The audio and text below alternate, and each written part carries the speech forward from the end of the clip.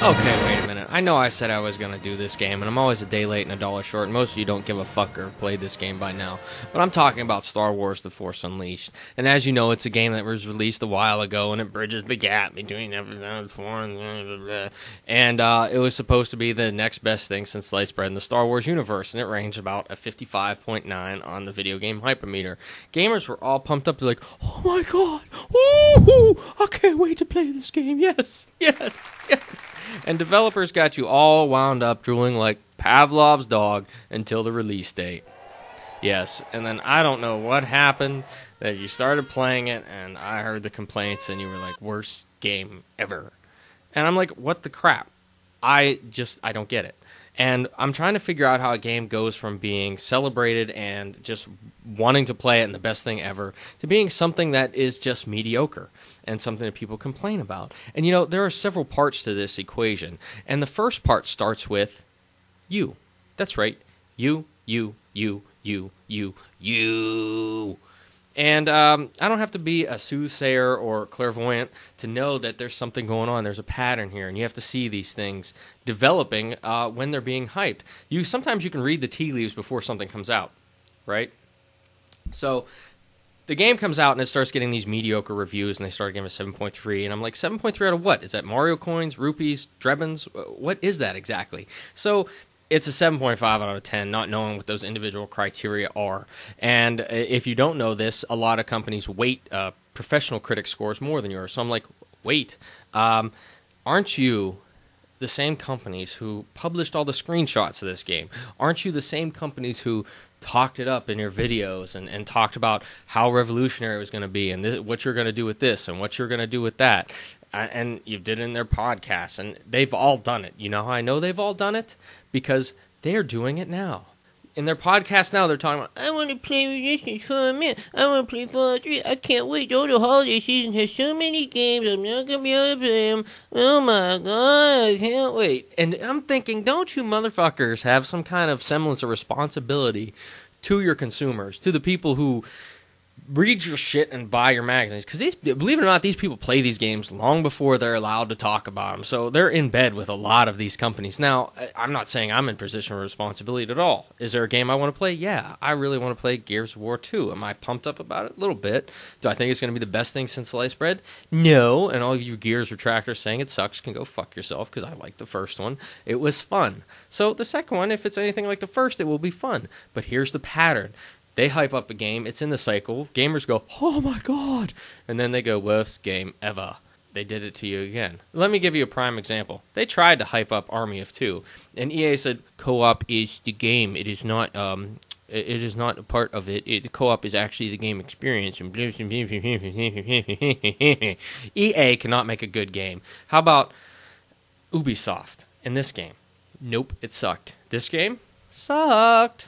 This game? Yes, it was a letdown to many people. I know you'll ever play it. Fuck you. This game, I don't know. You know what? The first one blew, so I don't know what the fuck you're talking about. Everybody hated this game. People didn't like this game either. And yes, even the godsend of this game was not all they made it out to be. Some games should not even be made, let alone talked about or hyped. Dumbasses. But I digress. Look, companies spend a lot of money with merchandising. They spend a lot of money marketing, getting models, getting celebrities, getting billboards, and all kinds of things that they put out there to get their game out. Viral marketing. And this has been done for years, the kind of marketing in print and advertising. They've used sexual innuendo. They've used teasers. They use everything. And they've crunched the numbers. And they know that they could spend more money on marketing and get a bigger profit than they can developing the game. It's like movies. Once they get you in, you're screwed. You know how I know? They call games cinematic. Why would you want your video game to be cinematic? I want to play the goddamn thing. So they take that big chunk and they spend it on advertising. Am I saying there's truth in marketing? No. If you go there, you're going to bang her. And if you buy that, you're going to look just like him. Okay. I'm not one to just simply just accuse and judge. What? Accuse. You know, the pinball machine. Look, it's a movie with Jodie Foster. See it, you prick. The game has many versions, and they're not all the same, but they give the game all the same score. Now, I'm not saying what I'm saying is religious, or I'm not some kind of video game dictator. I'm not trying to seduce you with my powers. I'm trying to give you to think. I'm not the type of person that's going to say everything that I say is right and what you think is wrong. We have enough people like that. The game does exactly what it said it was going to do. You can manipulate the force power, and you can do that pretty well, actually. The story bridges the gap between episode 3 and 4, and it gives everything that it promised. I don't understand why people were so upset about it. Is it cool to be able to throw your lightsaber and beat up some Wookiees as Darth Vader? Of course it is. Is it cool to be able to use your force power like that and make bridges and everything blow up? Yes. Does the Wii version have the same kind of graphical enhancements and quality as the 360 and PS3 version? Obviously not, because the game that was made for the PSP and PS2 versions, and they just kind of used the same one.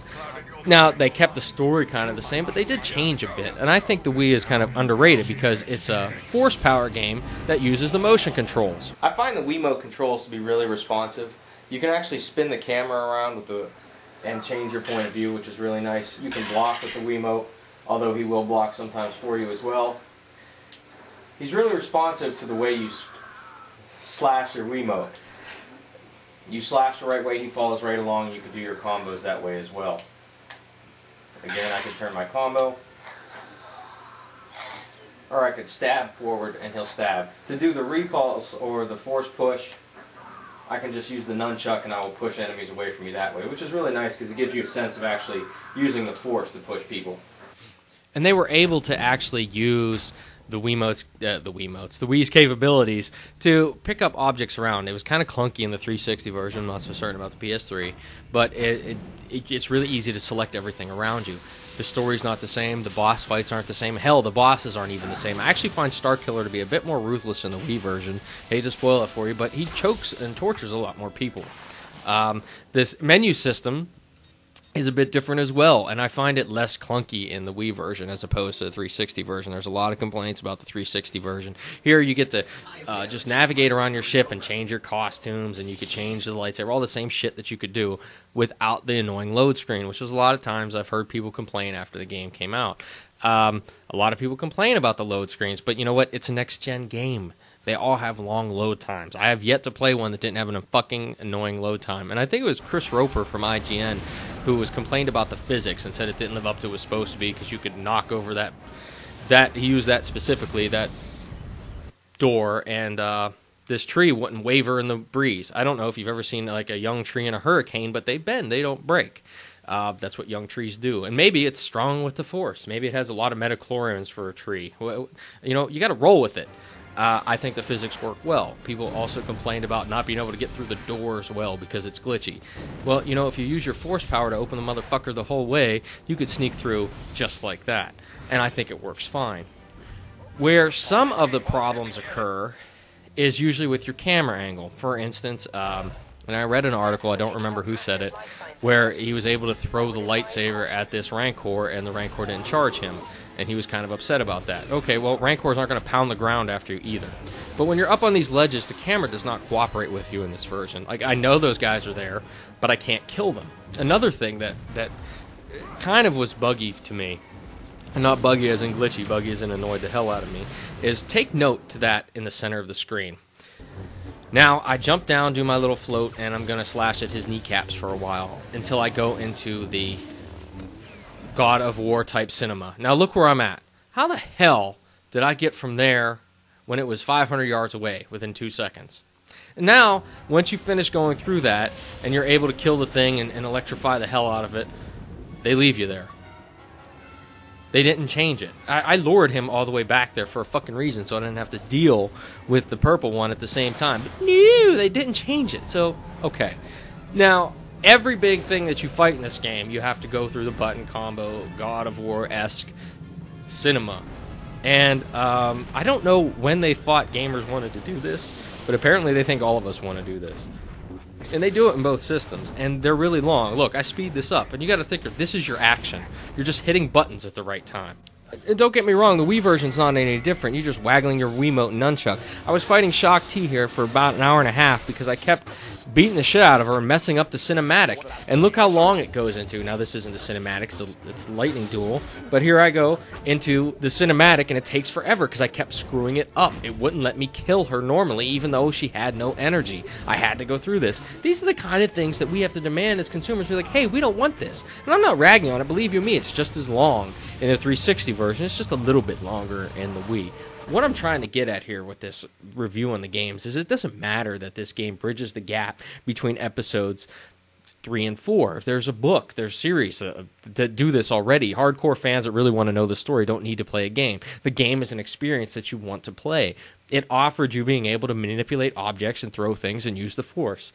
It does that. Can you manipulate everything? No. How could you expect that you were going to be able to pick up anything in the freaking room and destroy everything? Consoles have limits. The PS3 and Xbox 360, for whatever anybody, when they're quote-unquote fanboys, there are limits. You cannot move everything. So if you expect it to, you're stupid. And any professional reviewer that complains about that is stupid. Of course those things are not powerful enough to do that. The game does what it says it's going to do. In fact, the game is so much like God of War that I can't believe that this game gets such a lower score than God of War. This is God of War in the Star Wars universe. It's the same thing. How can you not say that it is? And for anybody to expect the game to be something different, if you're watching all of these reviews and you're getting pumped up by the things that these people are telling you, IGN, GameSpot, Game Trailers, all of these magazines, EGM, GamePro, blah, blah, blah, it doesn't matter. You have to think and use your brain and say, hey, wait a minute. Why are they pumping this up? Why aren't they telling me everything? Why aren't things coming on? And think before you do anything. In fact, if you really want to make an impact and you really want to change something, don't make rant videos like this. Don't go online and make postings about how it sucks. When the game opens at midnight or something of that nature, you don't be there. The way to impact is to not buy it on opening day. Send them a message. All of them. Because money talks and bullshit walks. I just had to put that in there because I love the splash sound.